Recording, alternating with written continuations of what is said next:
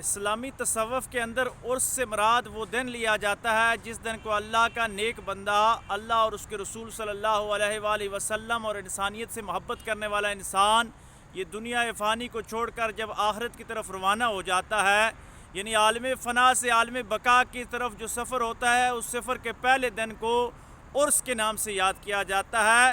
عرس کا معنی یہاں خوشی کے طور پہ لیا جا رہا ہے، جس طرح عرس کا معنی اور مفہوم شادی کے مطالب میں لیا جاتا ہے کہ فارسی میں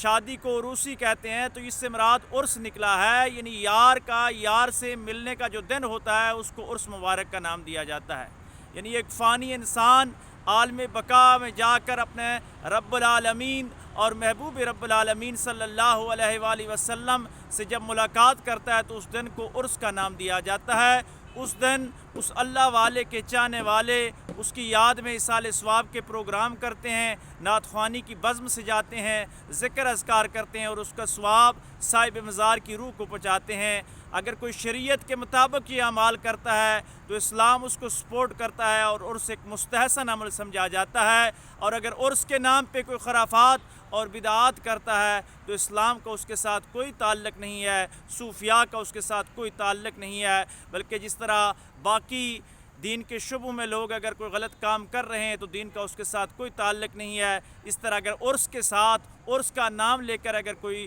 شخص شریعت محمدی صلی اللہ علیہ وآلہ وسلم کی خلاف ورزی کرتا ہے تو اسلام کا اس کے ساتھ کوئی تعلق نہیں ہے۔